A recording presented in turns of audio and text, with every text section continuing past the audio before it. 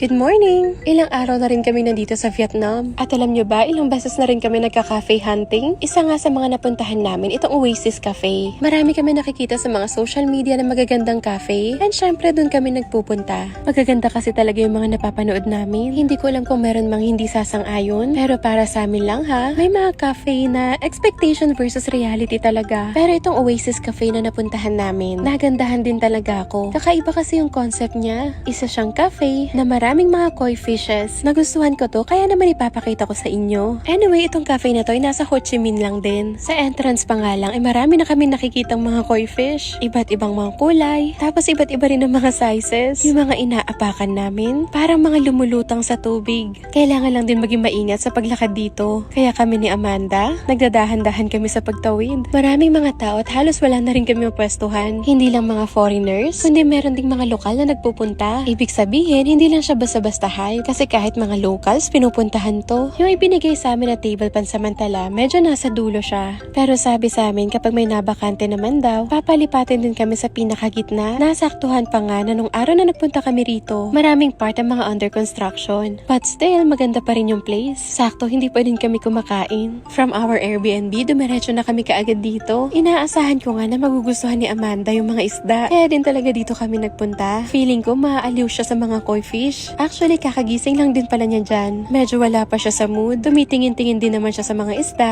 Pero kapag ilalapit ko na siya ng husto, natatakot siya ng konti. Kami ngayon naaaliw sa sobrang dami ng mga koi. Akala ko nga mag-aamoy malansa yung lugar. Kasi syempre, 'di ba, puro mga tubig. Tapos ayan nga, madaming mga isda. Palagay ko okay naman yung filtration system nila. Kasi walang amoy at saka wala ding mga lamok. Kahit na halos tubig yung nakikita. Nung makapag-order na nga kami ng pagkain, pinalipat na rin kami ng table. At eto nga yung pwesto namin ngayon. Marami din naman silang choices ng mga pagkain. And syempre, ng mga drinks. Gustong gusto ko talaga yung mga kape dito sa Vietnam. Parang walang araw na hindi ako nagkakape. Hindi lang yan isang beses ha. Umorder ako ng hot pot na pang isahang tao lang. Tapos si Kevin naman, fried rice. Ang cute kasi maliit lang talaga siya na pot. At para ako nagluluto-lutuan. Yung mga food dito sa Vietnam, okay lang din naman sa panlasa. Ang napansin ko lang, hindi talaga nawawalan ng mga dahon-dahon. Parang kahit anong orderin namin, laging may kasamang mga dahon. Syempre, dating gawi, hindi ulit kami magkasabay kumain. Nauna na nga akong kumain habang hawak ni Kevin si Amanda. Sa totoo lang, sobrang hirap mag-travel na may kasamang baby. Lalo na yung mga ganitong edad, lagi silang curious at gusto lang mag-explore. Lahat na lang gustong inaabot.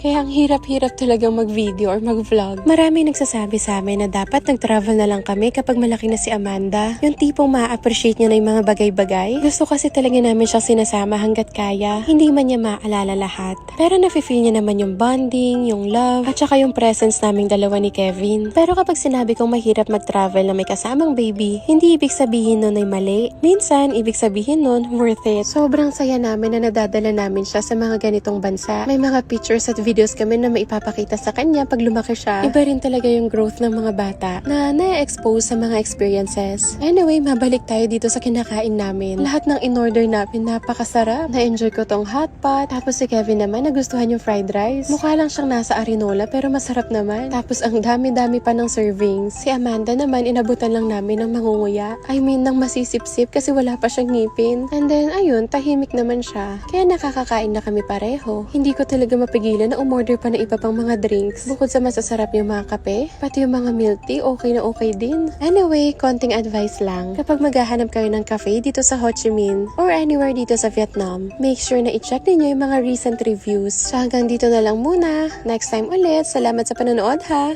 And make sure na naka-follow ka na dito sa page ko. Yun lang. Bye!